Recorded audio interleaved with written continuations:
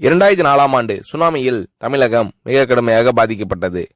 2004இல் சுனாமியில் தமிழகத்தில் மட்டும் 6065 பேர் இறந்தார்கள்.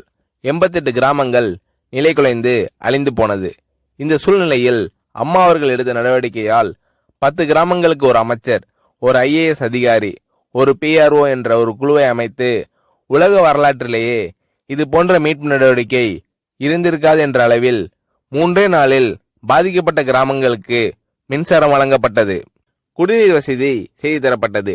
இந்த மின்னல் வேக நடவடிக்கையால் அப்போதிருந்த இந்திய ஜனாதிபதி அப்துல் கலாம் மற்றும் அமெரிக்காவின் முன்னாள் அதிபர் கிளின்டன் ஆகியோரின் பாராட்டுகளை அம்மாவின் அரசு பெற்றது.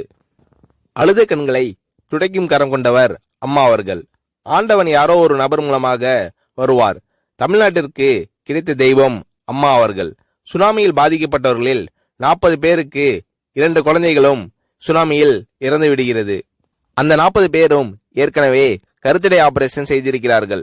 பெற்றோர்கள் மட்டும் உயிர் பிழைத்திருக்கிறார்கள். உயிர் பிழைத்தவர்களுக்கு இனி குழந்தை கிடையாது என்ற நிலையில் அவர்களுக்கு கருணைவு ஆபரேஷன் செய்து அவர்களில் பல பேருக்கு குழந்தை பிறந்து அந்த குழந்தைகள் இன்று பள்ளிக்கு சென்று கொண்டிருக்கிறார்கள்.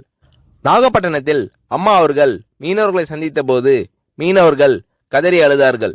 அவர்களிடம் அம்மா அவர்கள், நான் இருக்கிறேன், நீங்கள் கவலைப்படாதீர்கள், இழந்து போன உயிரை தவிர மீதி அனைத்தையும் நான் உங்களுக்கு தருவேன் என்று அவர்களுக்கு தேவையான அனைத்து உதவிகளையும் செய்து தந்தார் அம்மா அவர்கள்.